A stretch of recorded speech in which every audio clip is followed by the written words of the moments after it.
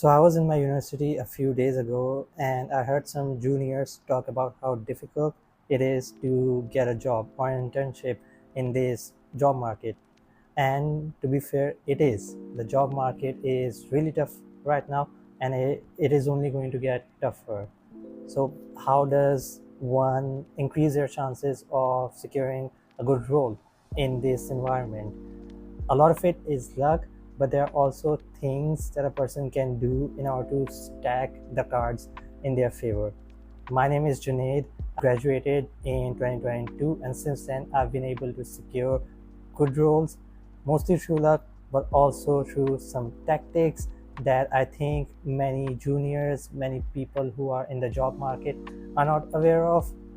These aren't any big or technical hacks, just little optimizations and little methods of applying some new places to look for jobs that I think, if used, can increase anyone's chances of getting a role. My background is in the digital marketing space, so most of my suggestions will be geared toward those, but the tips here can be used by anyone. So let's dive straight in. Okay, the first thing would be to optimize your resume.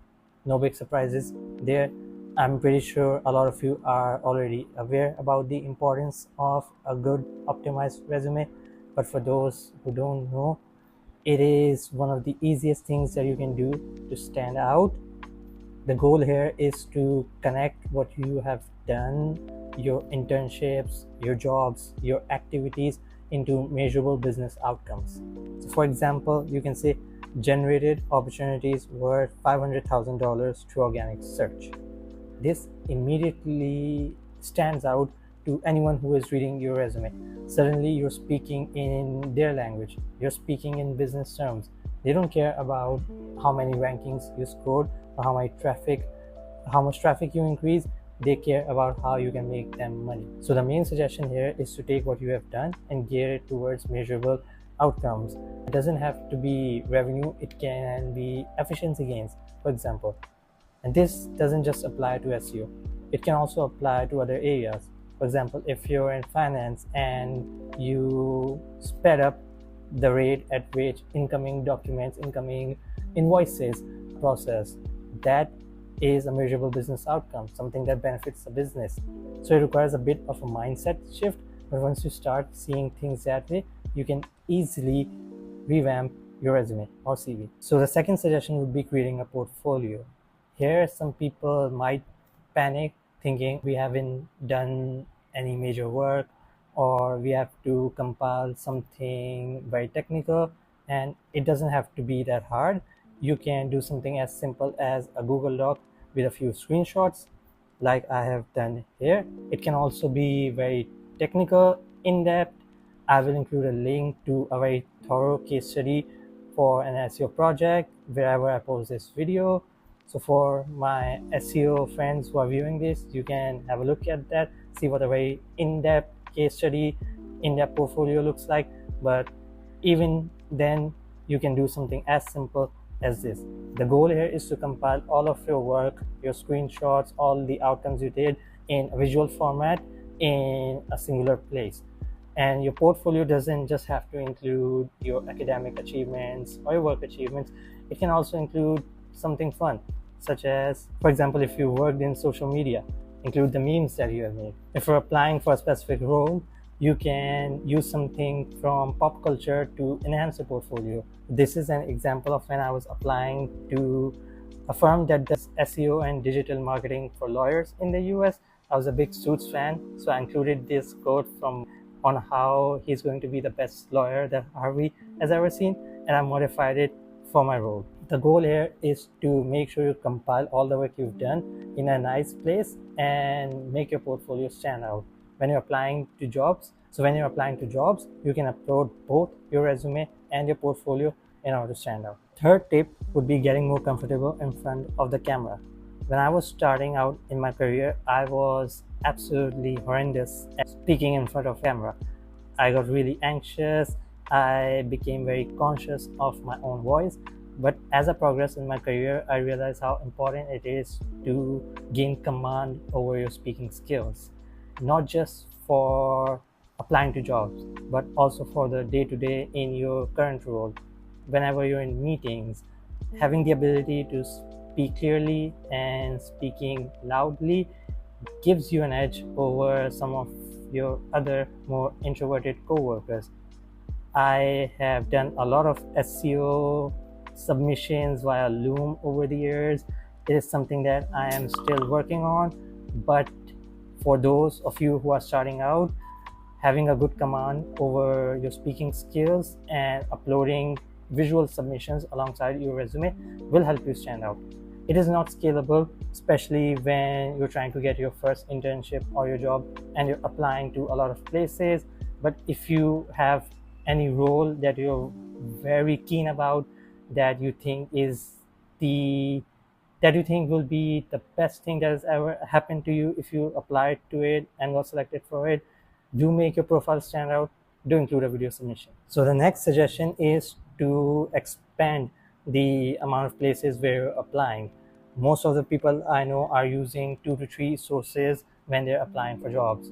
It could be LinkedIn, it could be the university board, but as I progress in my career, I realized there are a host of other places with potential opportunities. For example, Slack. Since I am in the SEO field, I have this example to show the SEO community. It's a very active community where jobs are being posted regularly. So it was Slack that helped me secure one of the best jobs in my career. I was in the job market and wasn't having luck with other places. I joined this community purely out of interest. I saw a good role, I applied to it, and that helped me have an edge over all the other people, simply because this is a very niche community with not as much members, not as much eyeballs as a job post on LinkedIn. So one great website for finding relevant Slack channels is slowfile.com. Simply go here, select a category, and there are many. Select your relevant category, entertainment, and apply. Apart from Slack, you can also use industry job sites. This is just an example of the SEO industry where we have SEOjobs.com, but you can also find websites relevant to your industry. You can also find Facebook groups relevant to your industry. For SEOs, SEO groups here is a major one, but there are also others. And of course, you can also use industry job sites. Indeed is a big one. Rosie.pk, that's another, and there are also many others. So you can also use LinkedIn for job hunting. Here you can select your relevant filters and find relevant roles. And though it looks easy, and I know it isn't, job hunting never is. The goal here is to basically expand the number of areas, expand the number of opportunities you have by utilizing all of these different sources. And finally, I would suggest networking. So a lot of my seniors used to suggest that I should pay more attention to networking. I should network more, talk to my seniors, talk to the faculty, and all I was interested in university was going to my classes, taking my classes, and then getting back home.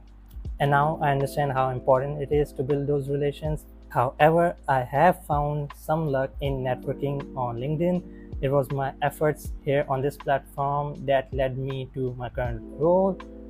I came across a very accomplished SEO in our space. I interacted with him a few times on his post, left thoughtful comments, and a few years down the line, he recommended me for my current role. And that is when I realized how important it is to form those connections. So if you're still in university, I would highly suggest you connect with like-minded people, join a few societies if possible, and just link up with people. It might sound cringe, it might not be how you operate, you might not be that social of a person, but in this tough job market, the easiest part to landing a good role is through a referral. So how do you, in terms of LinkedIn, the best way I would suggest in terms of connecting with people is to find people that you admire or people that are in a place where you want to be in your industry. Find their LinkedIn profiles, follow them, connect with them, leave thoughtful comments, insightful comments under their posts. I would highly suggest against spamming them, spamming connection requests, but Doing it slowly and steadily over time will help you build those connections that will then benefit you. So to recap, there are 5 things that I think can help individuals stand out in this job market. One is optimizing their resume. Second is building a good portfolio. Third is getting more comfortable in front of the camera and getting command over their vocal skills. Fourth would be to just expand the number of places they use to apply for jobs. If you're only on LinkedIn, branch out, use Slack threads, use industry job sites, use job aggregator sites, use Facebook groups. You can use Reddit threads, even that is something I skipped. There are also WhatsApp groups. So if you're from IBA or LUMS, you're in luck because we have 6 to 7 group links where there are job postings, people regularly asking for tips and referrals. And then fifth would be to just be more active in your community. Look for connections with people, provide value, and build those implicit referral connections which can then benefit you later. So I know there might be things in this video, suggestions that I made that are very common right now, but even if a single person finds something valuable here, I would say job well done for me. So if you watched till the end, thank you. Hope this video helped, and if it did, please share and leave a like. Thank you.